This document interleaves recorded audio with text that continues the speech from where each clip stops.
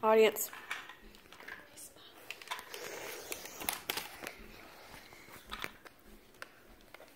Everything is going to be alright. Maybe not today, but eventually. I've had to live by this quote for nearly 10 years. Always hoping and praying for better days. I grew up watching my father mentally and physically abuse my mother, only to find myself living the same scenario 15 years later. Always trying to find a safe way out seemed impossible.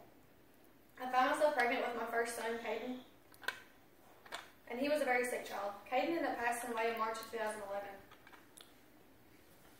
At only 3 months old. If that alone wasn't enough losing your child, the emotional and physical abuse only kept getting worse. And now I even found myself married to the monster that was causing so much pain and heartache. Fast forward 4 years, and I currently at the time had a 2.5-year-old and was pregnant with my third unborn son. I wish you would think after losing my first son, I had been through enough turmoil, and these pregnancies and motherhood alone should have been a wonderful time, that somehow he managed to strip away from me yet again. Before my third son was born, I was able to get away from him, from my now ex-husband, and I was trying to rebuild my life the way it was meant to be. And during everything I had in my past, I was severely emotionally damaged, beyond the depths that I even knew was possible. As time passed, I slowly started finding myself again. The once tears and screams of pain and fear turned into smiles and chuckles of laughter. Knowing I'd never be the same Brittany again, I was close as I was ever going to get to my old self.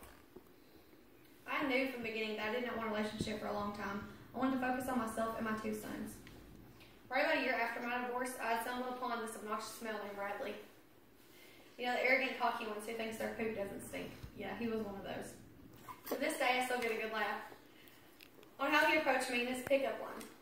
Although I'm sure in that night I wanted to punch him in the moment. Before I knew it, that arrogant, cocky male had become my best friend.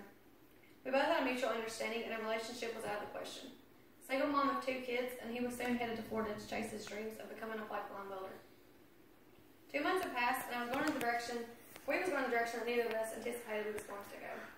A couple trying to figure out how to make a blended family work. As I watched my mom struggle through the same scenario, I knew how hard it was going to be and crucial to find a father figure for my 2 boys. Every aspect of my mom's life I was starting to relive, and as scary as that was, I took the risk with Bradley. 3 years later, we have a 16-month-old daughter, and I finally found someone who values me as much as I've learned to love myself. The best gift of all is he's given my boys a father figure and someone to look up to. He loves and accepts them as his own. He's made me realize I'm good and worthy of being loved. He pushes me to be a better person and succeed. He accepts me for the emotionally damaged woman I am, and still wakes up and loves my flaws each morning. His goal is to simply make us smile. I strive to be the person he is with his can-do attitude. He has an amazing support system, and he has a heart of gold. I know for some reason that if we don't make it, he will always be there undoubtedly for our now 2 boys. I've not only now found myself, I've found my best friend, who I'll always praise in every storm, no matter the outcome. With that being said, I now live by a new quote. Rock bottom became the foundation that I rebuilt my life. J.K. Rowling.